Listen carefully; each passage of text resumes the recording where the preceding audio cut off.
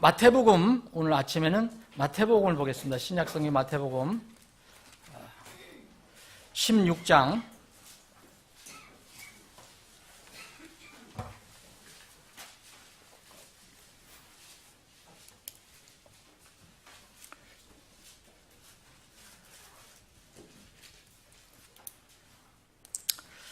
16장 1절부터 4절까지입니다. 여러분들이 익숙한 구절이기 때문에 여러분들과 제가 함께 봉독을 하겠습니다. 여러분들이 가지고 계신 성경으로 의미를 생각하시면서 함께 봉독합니다. 시작합니다. 바리새인들도 사두개인들과 함께 와서 시험하며 그분께서 하늘로부터 오는 표적을 자기들에게 보여줄 것을 그분께 요구하며 그분께서 그들에게 응답하여 이르시되 저녁이 되면 너희가 말하기를 하늘이 붉으니 날씨가 좋으리라 하고 또 아침에는 하늘이 붉고 흐리니 오늘은 날씨가 구두리라 하는도다. 오 너희 위선자들아 너희가 능히 하늘의 모습은 분별하거니와 시대의 표적들은 분별하지 못하느냐. 악하고 음란한 세대가 표적을 구하나 대언자 요나의 표적 외에는 아무 표적도 주지 아니하리라 하시고 그들을 남겨둔 채 떠나 가시니라. 아멘. 잠깐 기도 올리겠습니다. 아버지 하나님, 오늘도 저희들에게 건강한 몸 주셔서 하나님의 집에 나와 하나님을 예배할 수 있는 이런 기회를 갖게 해주시니 감사합니다. 세상에 크리스찬들이 모두 이런 기회를 갖는 것 아닙니다. 물론 세상 사람들은 더 말할 것도 없습니다. 우리가 주님을 믿는다고 하는 사람들 중에서도 주님 이 정해진 시간에 주님이 부활하신 날을 기념하는 주일날 아침에 모여서 함께 예배 드릴 수 있는 그런 사람들은 또 그렇게 많지 않습니다. 주님 우리에게 이런 기회를 허락해 주신 것을 감사합니다. 이런 기회가 어느 날 끝이 올 때가 있을 것입니다. 그때까지 저희들이 최선을 다해서 몸과 마음과 뜻과 정성을 다해서 주님을 찬양하고 경배하기를 원합니다. 오늘 이 아침에도 저희들에게 생명의 말씀을 주셨습니다. 이것은 세상의 거리에서 저작거리에서 나누는 그런 이야기가 아니고 하나님께서 우리에게 생명의 양식으로 주신 영감받은 하나님의 입에서 나온 말씀입니다. 저희들이 겸허히 마음에 무릎을 꿇고 이 말씀을 묵상하고 또 주님께서 주시는 교훈이 있으면 그것을 그대로 순수하게 받아들일 수 있는 저희들의 마음이 되게 해 주시옵소서. 특별히 이번 달은 가정의 달로 여러 가지 행사가 있습니다. 주님 오늘 아침에 우리 그리스도 안에서 존경하는 어르신들을 잠깐 기리고 또 교사들을 기리고 또 특별히 주님께서 우리에게 주신 상속 유산인 어린이들을 격려하는 시간을 가졌습니다. 주님 특별히 어린이들 바르고 튼튼하게 또 믿음 안에서 잘 자라서 주님의 귀한 재산들로 그릇들로 도구들로 쓰여지게 해 주시옵소서. 거룩하신 예수님의 이름으로 기도합나이다. 아멘. 하나님께서 하나님 보이지 않는 하나님께서 사람들에게 내가 하나님이다. 하나님은 이렇다라는 것을 계시해 주시는 방법이 있습니다. 여러분들도 잘 아시는 것처럼 이제 몇 가지가 있는데 이제 우리는 피조물 세계, 하나님께서 만드신 이 창조 세계를 보고 하나님이 계시구나, 하나님이 어떤 분이신가를 대략 이해를 합니다. 또 우리가 살아가는 이 세상의 역사에서도 사건이나 일들이 계속 이렇게 이루어져가는, 그래서 지나고 보면 지금부터 수백 년 전에 이런 일이 사건이 일어났는데 이렇게 됐다 하는 이런 역사를 통해서도 또 지금 이 역사는 지금도 계속 진행되고 있는데 이 세상 역사를 통해서도 하나님이 계시고 그분이 어떠하신 분인가를 우리가 알 수 있다고 했습니다. 또 하나는 사람이 하나님의 형상으로 지음받았기 때문에 동물이 가질 수 없는 특별한 성격이 있습니다. 하나님의 그 성품을 닮은 부분이 있습니다. 이것을 흔히 이제 양심이라고 합니다.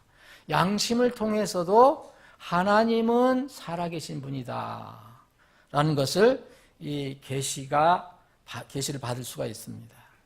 마지막 때에는 이제 하나님께서 예수 그리스도, 지난 시대에는 다양한 방법으로 하나님께서 자신을 계시하셨지만 마지막 때에는 이제 예수 그리스도, 하나님의 아들 예수 그리스도를 통해서 하나님을 계시해 주셨다고 말씀하고 있습니다.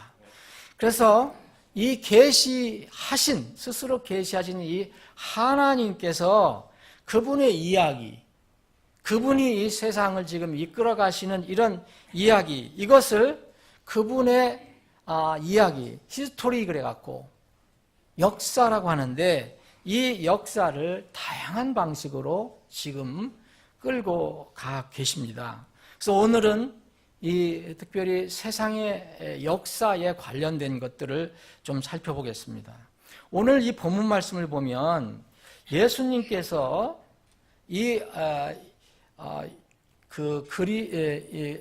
이스라엘의 종교인들 중에서 아주 대표적인 종교인들을 이야기하고 계십니다. 바리새인들. 이 바리새인들은 성경을 문자대로 그대로 믿는 사람들. 그런데 실천은 잘 안 하는 사람들. 사두개인들은 아주 문자적으로 잘 믿지도 않지만 이 세상 권력과 많이 타협하는 그런 사람들, 성격이. 그런데 이 사람들이 다 성경을 가지고 있고 또 하나님을 이야기하는 사람들입니다. 이 두 부류 사람들이 와서 하나님이신 예수님을 시험하고자 할 때 예수님께서 교훈으로 주신 말씀입니다. 그래서 예수님께서는 이 두 부류의 사람들에게 그냥 너희들은 위선자들이라고 얘기합니다. 위선자들이라는 것은 속과 겉이 동일하지 않다는 거죠. 겉의 모습은 실제로 속과 다를 수 있다. 그런 사람들을 이야기합니다. 이 예수님께서 이 사람들에게 책망하는 것은 뭐냐면은, 자, 일기를 봐도 하늘의 모습을 보면 최소한도 그 다음에 뭐가 이루어질 것, 기후적으로 뭐가 올 것이다, 일어날 것이라는 것을 너희들은 정확하게 잘 알고 있지 않냐. 그 말씀입니다. 그런데 왜 그 미리 어떤 앞으로 일어날 일들에 대해서 이런 기후적으로 자연적으로 하나님께서 이렇게 만들어 놓으신 게 있는데 이것은 정확히 알면서 왜 너희들이 지금 사는 시대의 표적들은 너희들이 전혀 깨닫지 못하느냐, 분별하지 못하느냐, 그런 말씀을 하신 것입니다. 그래서 여기 마태복음 16장 오늘 본문의 3절에 보면 여기 시대의 표적들이라는 말이 나오는데요. 이 시대의 표적들이라는 이 용어는 성경 전체에서 여기만 나옵니다. 다른 데는 이런 용어를 쓴 것은 아니고 비슷한 말씀이 있지만 이 시대의 표적들이라는 이 말, 여기 signs라고 했는데 영어로는 그리고 어떤 때들에 관한 이 사인은, 이런 구절은 바로 여기에서만 주님께서 사용하셨습니다. 하나님께서 역사를 이루어 가시는데 하나님 자신을 계시하신 것처럼 역사를 이루어 가시는데도 여러 가지를 주님께서 쓰실 수 있습니다. 그분은 전지전능하신 하나님이시고 이 우주 만물의 주인이시고 지금도 살아계셔 역사하시는 분이기 때문에, 그래서 피조물, 자연, 세계를 얼마든지 이용하실 수 있습니다. 여러분 성경을 보시면 이 창세기서부터 요한계시록까지 온갖 창조물들, 피조물들을 주님께서 활용하신 것을 볼 수 있습니다. 물, 불, 천둥, 번개, 심지어는 자그만 이랬던 동물들, 짐승들까지도, 개구리, 메뚜기까지, 이런 다 모든 것을 다 이용하실 수 있습니다. 또 두 번째는 하나님께서 세상의 역사를 이루어 가실 때 사람들을 쓰실 수 있다는 겁니다. 여러분들도 쓰실 수 있고 저도 쓸 수도 있고 또 이 사람들의 단체인 민족과 나라를 쓸 수 있습니다. 특별히 하나님께서는 이스라엘 민족을 징계하고 깨닫게 할 때 다른 나라 사람들을 많이 이용하셨어요. 다른 민족들을 역사를 이루어 가시는 것입니다. 또 하나님께서 직접 하시는 경우도 있어요. 여러분 창조는 뭡니까? 하나님께서 직접 하신 거예요. 누구 도움받아서 한 게 아니에요. 뭘 이용하신 게 아니에요. 여러분 빛이 있으라면 빛이 있었고 여러분 사람은 어떻게 했어요? 누구 도움받아서 하는 게 아니라 하나님께 직접 흙으로 사람의 모양을 만드시고 그 하나님의 숨을 불어넣으셨어요. 직접 하신 것입니다. 이것도 역사를 이렇게 끌어가실 수도 있습니다. 여러분 심지어는 여러분 하나님이 여러분 어떤 하나님이신지 여러분들 확실히 믿으셔야 됩니다. 여러분 이게 돌아가는 이 태양도 먹게 하실 수 있는 분, 그렇죠? 달도 먹게 하실 수 있는 분. 예? 그거 이스라엘이 전쟁할 때 그렇게 해주셨습니다. 예? 그리고 해도 되돌려가게 해주셨습니다. 이건 바로 이 우주 만물의 주인이시고 창조주이심을 우리가 알 수가 있습니다. 하나님께서 이렇게 이 권능으로 일하실 때 나타나는 것들이 이제 표적이라고 하는 겁니다. 영어로는 사인이라고 하는 거죠. 이걸 표적이라는데 우리말로는 표적하면 크게 이제 최소한 두 가지. 우리가 쉽게 얘기하면 표적하면 우리 오늘 군인 둘이 와 있는데 표적 쏘는 타겟으로만 생각할 수 있어요. 그게 표적이에요. 더 많이 생각하는데 성경에서 얘기하는 표적은요. 징후라는 뜻이에요. 징후, 사인이라는 것은 어떤 조짐, 표시, 신호, 몸짓이라는 뜻입니다. 그리고 때로는 이 사인이라는 것을 표적이라고 번역된 것은 하나님께서 이루시는 기적적인 현상, 사건 이런 것들을 다 사인이라고 합니다. 이것을 표적이라고 다 번역을 한 겁니다. 하나님께서 지진으로 심판하는 것도 이것도 표적이라고 했어요. 반역한 고라를 땅에 입을 벌려갖고서 다 삼켜버리게 한 거.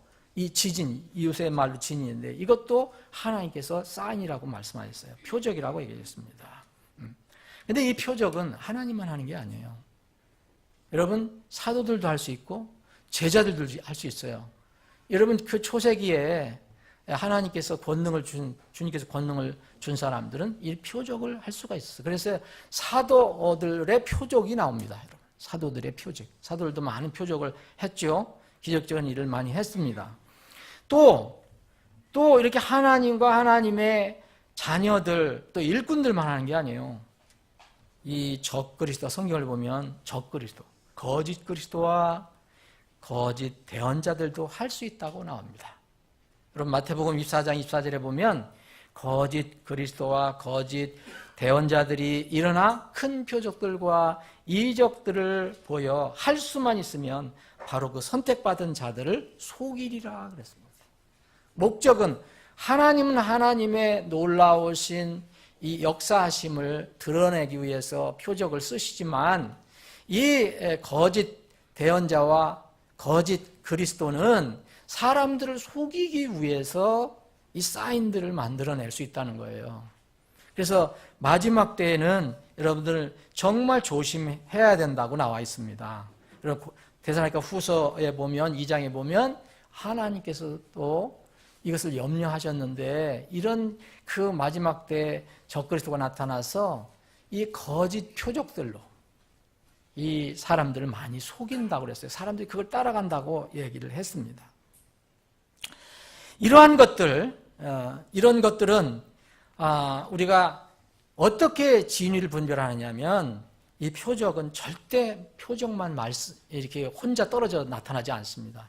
이 성경을 보면 표적은요 항상 말씀을 확증하게 해주기 위해서 하는 겁니다.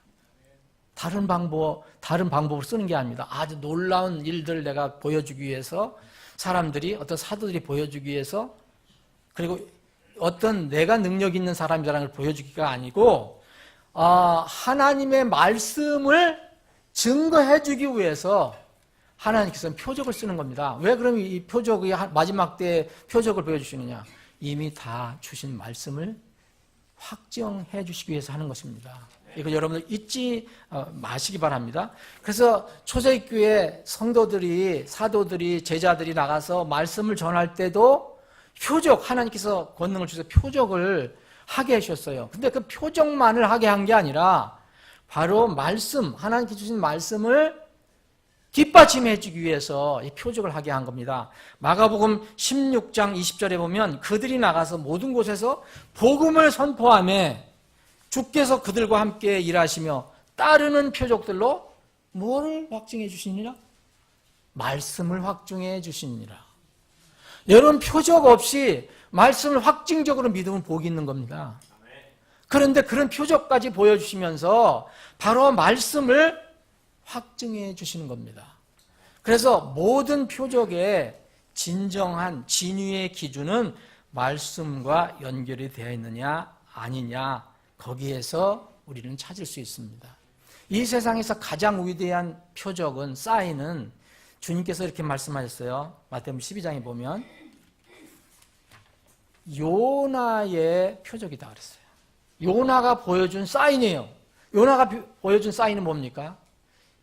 니느웨로 가서 복음을 전파하는데 불순종해서, 하나님께 불순종해서 엉뚱한 데로 가다가 하나님께서 이것을 징계해주고 고쳐주기 위해서 어디를 집어던졌어요?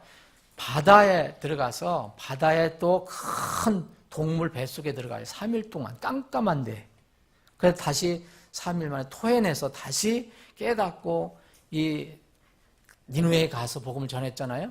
예수님이 이것을 인용하셔서 이것을 요나의 표적이라는데, 이 요나의 표적 외에는 내가 너희들은 엉뚱하게 말씀과 다른 자꾸 표적만을 요구하는데, 이스라엘 사람 특히 유대인들에게 나는 요나의 표적 외에는 보여줄 것이 없다 했어요. 안 보여주겠다. 요나의 표적이 뭡니까? 예수님께서 3일 동안 이 세상 죄를 위해서 죽으셨다가 3일 동안 묻힌 뒤에 나타나시는 것, 부활하시는 것, 이 표적을 주님께서 말씀하셨습니다. 가장 위대한 최종적인 표적입니다.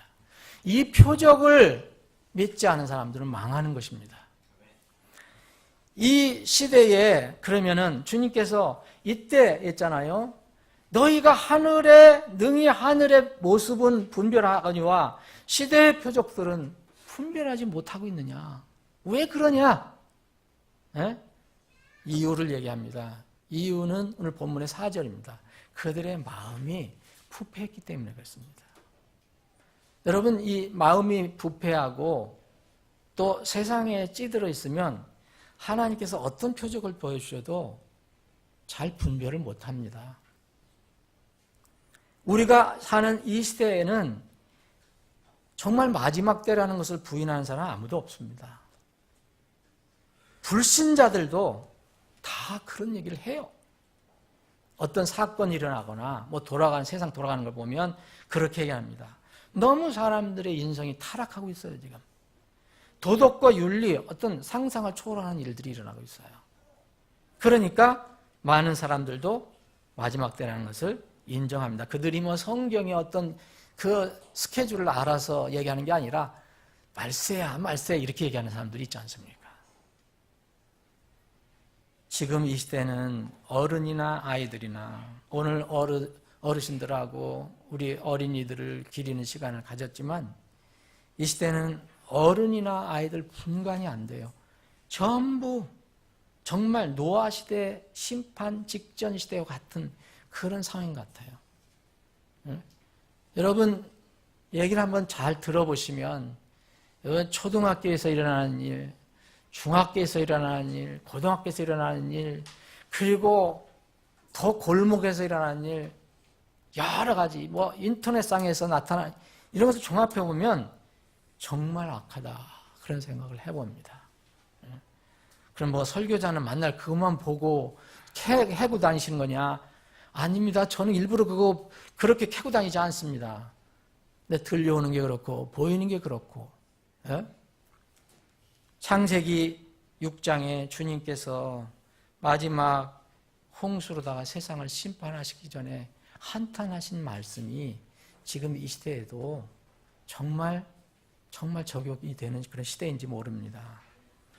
창세기 6장 이 5절 이후로 보면 하나님께서 사람의 사악함이 땅에서 커지고 또 그의 마음에서 생각하여 상상하는 모든 것이 항상 악할 뿐임을 보시고, 사람들의 생각이 전부 왜 그런 생각을 할까? 상상하는 것이 하나님 보실 때 모두 악하다는 거예요.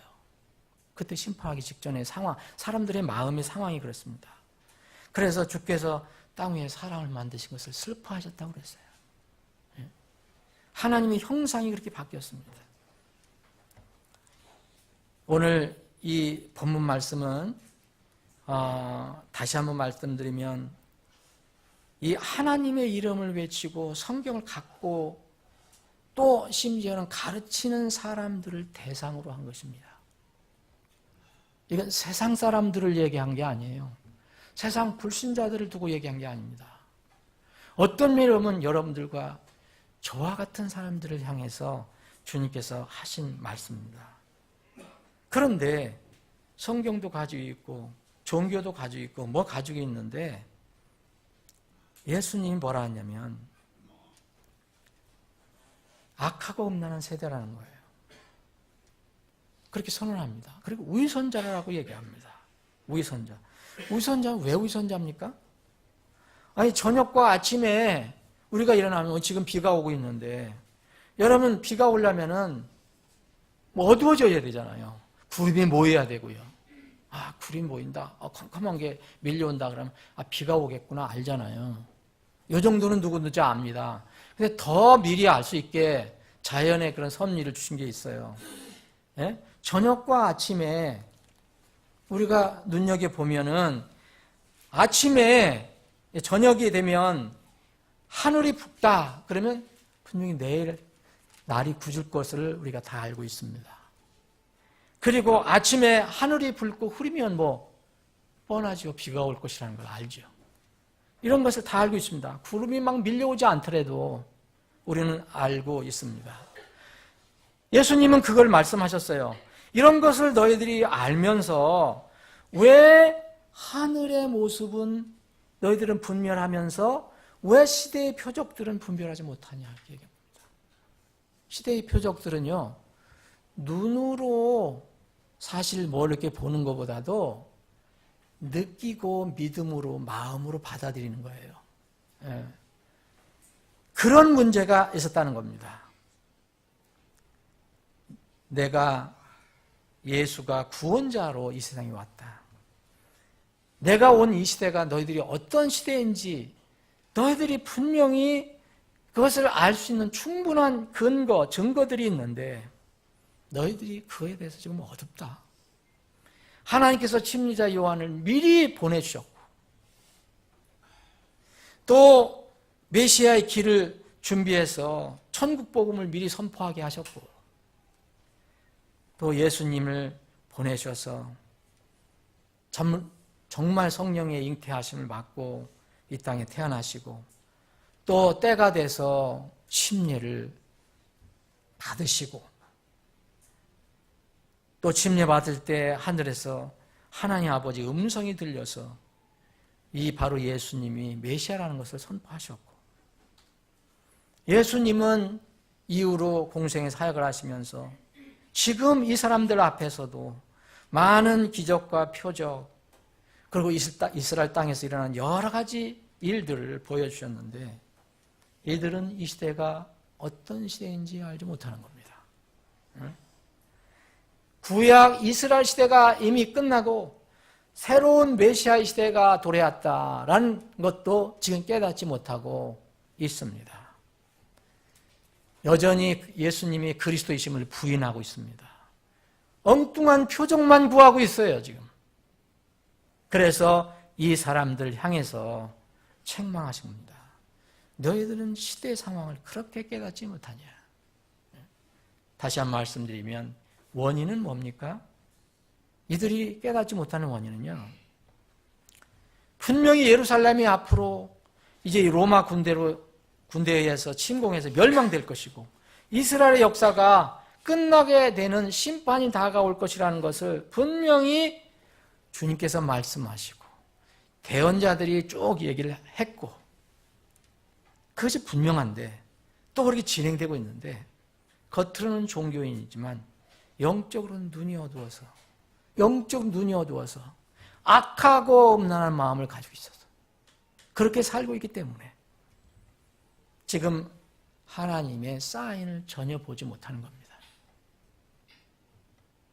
예수님과 그 제자들이 살았던 그런 당시 바리새인들과 사두개인들 또 다른 제자들 그 시대에서 주님께서 말씀하신 것은 지금 우리가 살고 있는 이 시대의 징후와 좀 차이는 있을 수 있지만 이 영적인 원리는 동일합니다. 시대의 표적들은 이때의 시대의 표적이 있었어요. 이건 복수를 썼거든요. 여기에 시대의 표적, 이때의 표적이 있었습니다. 그럼 또 다음 시대의 표적이 있어요. 지금 우리가 살고 있는 마지막 시대의 표적들이 많이 있습니다. 이 표적들을 정말 우리가 알고 있느냐? 오늘 우리가 아침에 이 아침 그 성경 구절을 외웠지만 사람들이 지금 그런 사람들이 있습니다. 물론 기독교 안에도 그런 사람들이 있으니까 예수님의 다시 오심을 부인하고 무슨 비유적으로 이야기하는 사람들이 적지 않이 있습니다. 이미 주님의 다시 오심의 발작 소리가 들려오고 있는데 사람들은 엉뚱한 표적을 찾고 있는 거예요. 악한 생각만 가지고 있어요. 육신적인 쾌락적인 생각만 가지고 있는 거예요. 자, 그러면 우리가 지금 살고 있는 이 시대에 지금 2018년 5월 6일 이 시점에 우리가 생각해 볼 수 있는 표적이 뭘까? 여러분들이 그 표적을 나름대로 여러분들이 생각하실 수 있을 거예요. 이게 무슨 어떤 공식이 없고 정설이 없습니다. 그러나 분명히 역사는 역사입니다. 먼저 나라박을 한번 보시면 여러분 세계 역사의 해시계는 이스라엘입니다. 여러분 동의하십니까? 이스라엘에서 무엇이 이루어지는가를 여러분 늘 눈여겨봐야 됩니다. 못 보시면 최소한도 말씀이 이렇게 주일마다 선포될 때 가끔가다 선포되는 말씀에서 그것을 기억을 하셔야 돼요. 오늘이 5월 6일인데 지난 4월 30일 날 이스라엘 의회, 국회, 크네셋이라고 합니다. 이거를 이 크네셋에서 하나 중요한 많은 사람들이 지금 이걸 또 반대하고 비판하고 있지만 아주 중요한 일이 일어났습니다. 이스라엘 총리가 전쟁을 선포할 수 있는 권한을 부여하는 결의를 했어요. 전에는 어떻게 했느냐면 전에는 그 크네셋 모든 에서 동의를 다 해야 되고 또 그 강요들 장관들이 한 사람도 빠짐없이 다 승인을 했어야 해요. 그래야지 이스라엘 총리가 전쟁을 선언할 수 있어요. 선전포고를 할 수 있는 거예요. 그런데 이것을 바꿨습니다. 얼마 전에 바꿨어요. 예? 어떻게 바꿨느냐? 이제는 총리와 국방부 장관이 합의하면 그냥 선포할 수 있게 돼 있었어요. 이유는 이겁니다. 이란이 지금 핵 협정을 미국과 맺고 있잖아요. 유엔하고 그래서 맺고 있는데 이 이스라엘의 그 유명한 여러분 정보단체 여러분 아시죠? 모사드가 많은 증거들을 찾아냈어요.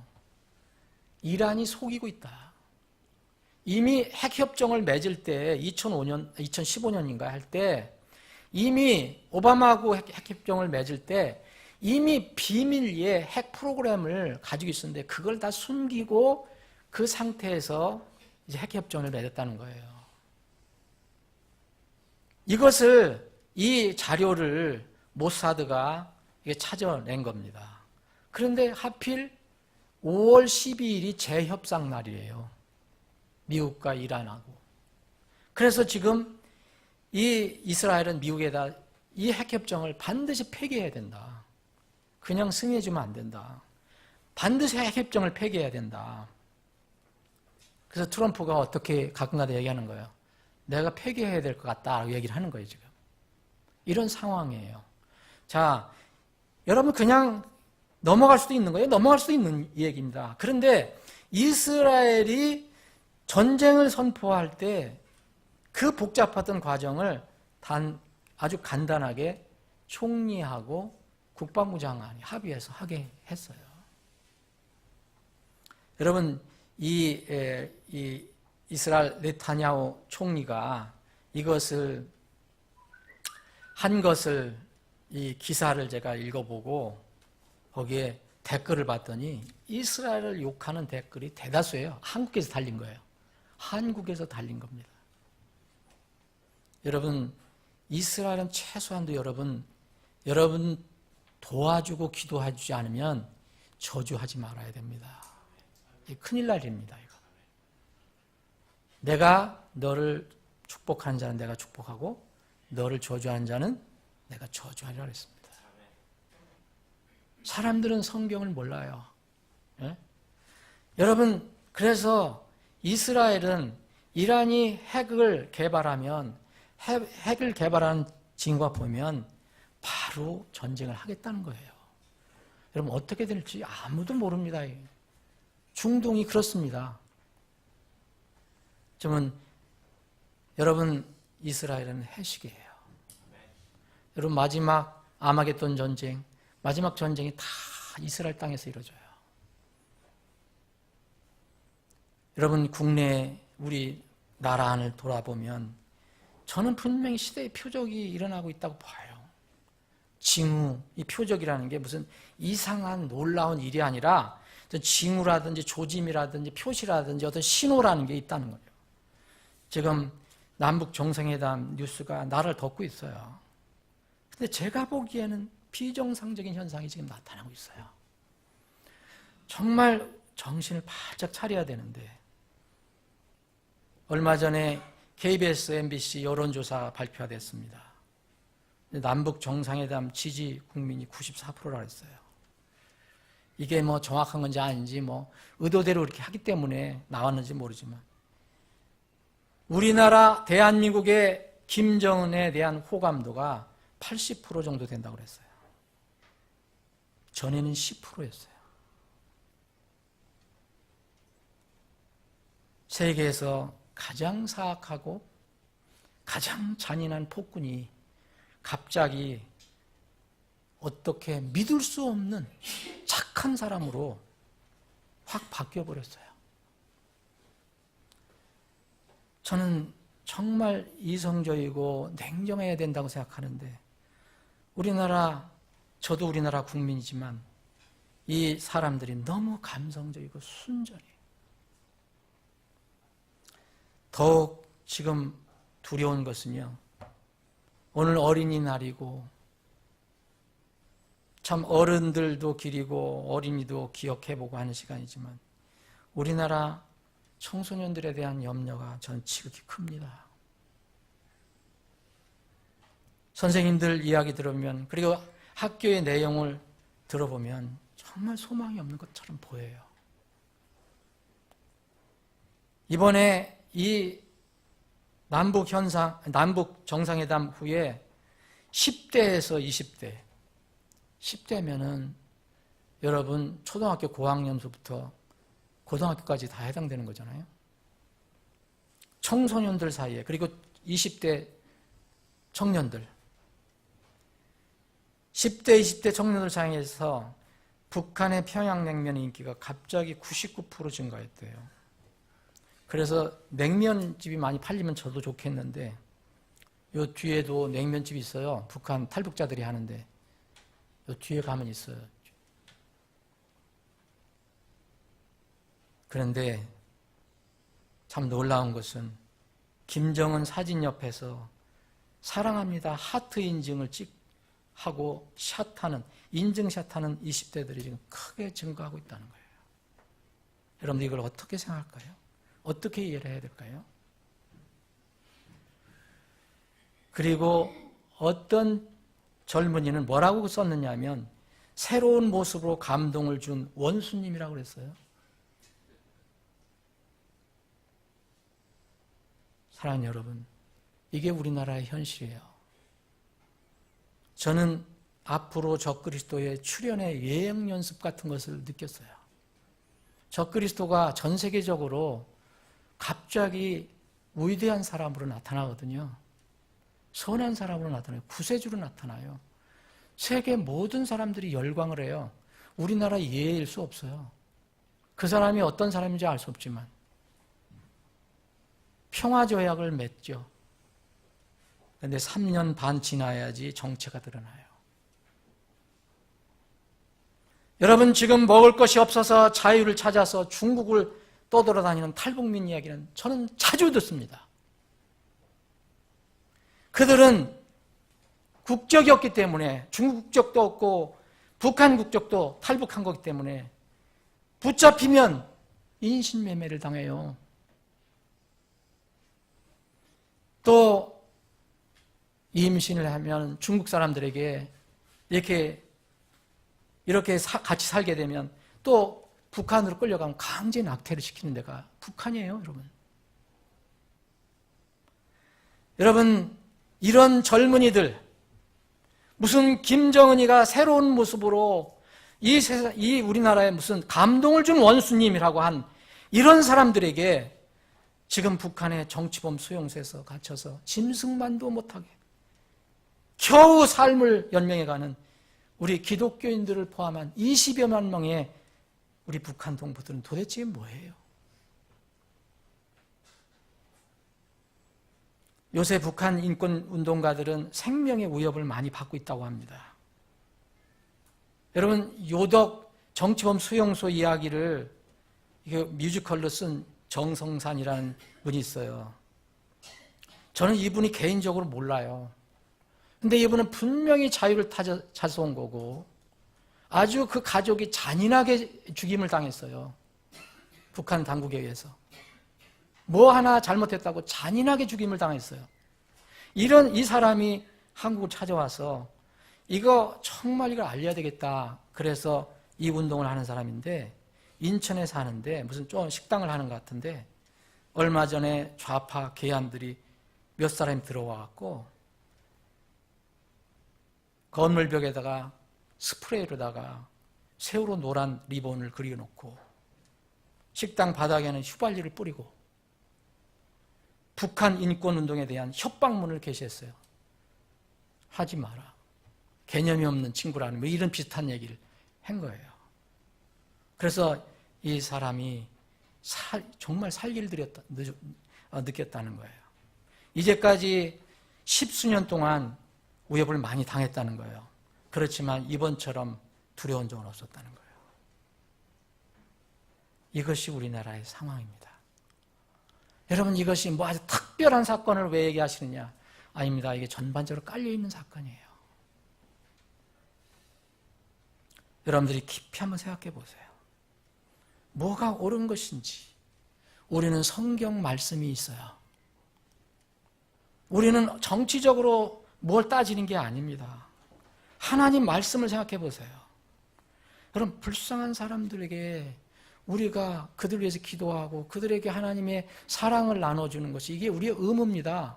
근데 그 사람들 눈 감는 것은 우리 죄악이에요. 어떤 이유로든지. 만약 이런 상황이 지속된다면, 그리고 우리나라 사람들이 정신을 차리지 못한다면 저는 미래가 암울합니다. 통일되면 무엇합니까? 하나님이 없어지면 그런 통일 무슨 소용이 있습니까? 역사적으로 보면 모택동의 문화혁명은 젊은이들을 다 끌어서 쓴 겁니다. 여러분, 홍위병이라고 해요. 분별 없는 젊은이들을 앞세워서 부모를 심판하게 하고 자아비판시키고 선생을 자아비판시키고, 그게 홍위병 아닙니까? 그게 문화혁명의 모택동이 한 거. 히틀러도 마찬가지로 청소년들을 이용했어요. 청소년들의 열광을 했습니다.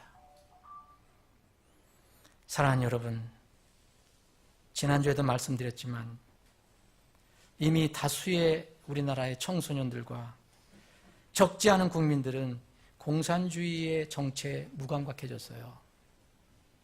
그들의 전략에 무지해졌어요.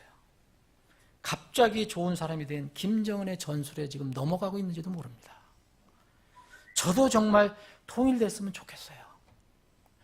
저도 김정은이가 정말 회개하고 이제까지 죄를 다 회개하고 수용소를 다 풀어내고 그러면은 얼마나 좋겠습니까? 함께 잘 살면. 근데 그들은 한 번도 공소나 전략을 버린 적이 없어요. 나라의 안전과 평화는 감성으로 보장되는 건 아닙니다. 남북통일, 남북통일 뭐 외치고 꿈꾼다고 이루어지는 거 아닙니다. 하나님의 도우심이 없으면 불가능합니다. 하나님이 도우심이 없으면 그것은 이상한 것으로 통일이 될 것입니다. 정말 신중하게 대비해야 합니다. 먼저 기도하는 크리스찬들이 무릎을 꿇어야 합니다. 잠언 21장 30절 31절에 있는 말씀이 있습니다. 주를 대적할 수 있는 지혜나 명철이나 계략이 없느니라. 하나님을 대적할 수 있는 지혜와 지략이 어디 있습니까? 싸울 날에 대비하여 말을 예비해도 안전은 주께로부터 오느니라. 이렇게까지 된 것은 정치적인 어떤 성향을 떠나서 좌우 보수 진보를 떠나서 저는 저 자신부터 정말 책임이 있다고 생각하고 우리 어른들과 부모들의 책임이 크다고 저는 생각합니다. 정말 우리 어른들과 부모들이 우리 자녀들을, 우리 아이들을 어떻게 가르쳤는가요? 우리 청소년들에게 무엇을 보여주고 간증을 세워줬나? 정말 본을 세워주고 간증을 세워줬는가? 우리 자녀들을 말씀으로, 하나님 말씀으로 가르쳐줬는가? 믿음, 정신 이런 것보다는 물질, 세상에서 성공해야 된다, 쾌락 이런 것을 추구하는 것을 본으로 보여주지 않았나? 그리고 지금도 보여주고 있는 것이 아닌가? 아이들이 무엇을 배우겠는가? 저는 생각합니다. 이미 우리나라는 어른들과 부모들은 젊은이들과 자녀들을 가르치고 훈련시킬 수 있는 권위를 이미 거의 상실했다고 봅니다. 아이들 입에서 우리 나이 먹은 사람들 보고 꼰대라고 하더라고요. 꼰대. 전혀 개념이 없다고 얘기합니다. 근데 그들이 가지고 있는 것은 너무 위험합니다. 말씀을 정리하겠습니다. 하나님께서 하나님의 한국의 역사는 다른 사람이 아니고 하나님이 지고 계시다는 것을 늘 말씀을 통해서 우리에게 알려주고 있습니다. 사랑하는 여러분, 우리나라의 역사는 그리고 세상의 역사는 누가 주인이라는 것을 믿으십니까? 하나님이심을 여러분들 굳게 믿으십니까? 하나님께 의지하십시오. 그러냐. 욥기 12장 23절에 보면 그분께서는 민족들을 흥하게도 하시고 망하게도 하시며 민족들을 크게도 하시고 다시 작게도 하시니라. 하나님께서 우리나라를 망하게 하실 수도 있어요. 작게 하실 수도 있어요. 또 하나님께서 우리나라를 흥하게도 하실 수 있고 크게도 하실 수 있어요. 그러면 먼저 어른들과 부모들이 뭘 어떻게 해야 되겠습니까? 아이들과 젊은이들 앞에서 하나님의 왕국과 하나님의 의를 먼저 구한다는 것을 보여줘야 합니다. 그래서 하나님의 긍휼과 역사하심을 정말 구해야 합니다. 여러분, 개인의 평안도 안전도 주께 있지만 민족과 나라, 단체의 안전도 주님의 손에 있습니다.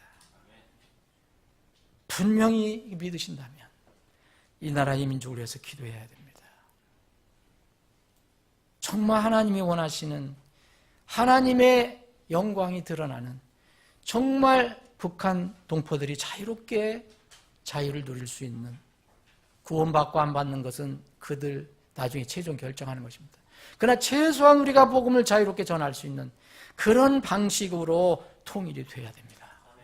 그걸 위해서 여러분들이 기도해 주시기를 바랍니다. 기도하시겠습니다.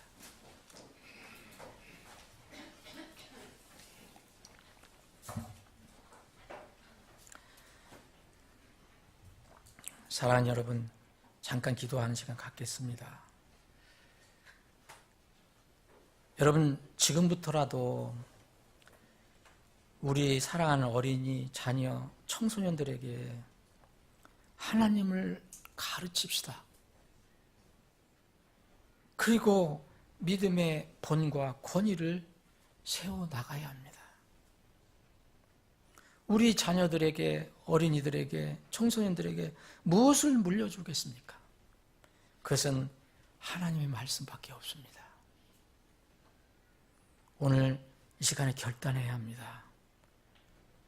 그렇게 기도하시기 바랍니다. 사랑하는 여러분, 또 가장 가치 있고 보람 있는 것은 하나님 말씀을 전하고 하나님의 일을 하는 것입니다. 여러분의 삶을 어떻게 쓰실 것입니까? 이 세상은 영원히 존재하지 않습니다. 사실 우리나라, 우리 민족도 영원히 존재하지 않습니다.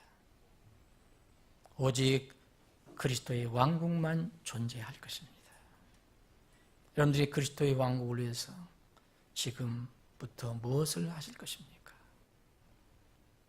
깊이 생각하고 기도해 보시기 바랍니다.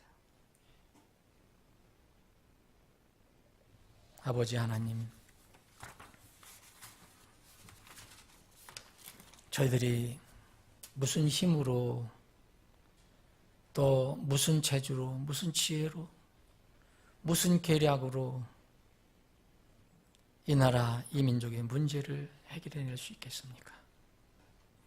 이 세계에 빠르게 흘러가고 있는 이 세계 역사의 문제를 어떻게 우리가 해결해낼 수 있겠습니까?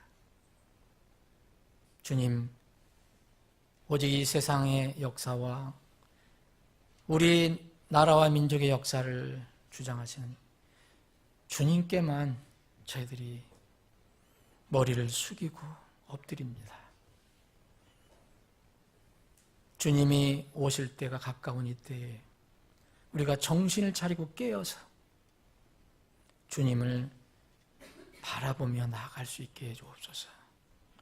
마지막 때에 이 나라, 이 민족이 쓰임을 받고 또 우리 교회가 적은 한 구퉁이라도 주님의 영광을 해서 쓰임받는 교회가 되게 해 주시옵소서. 거룩하신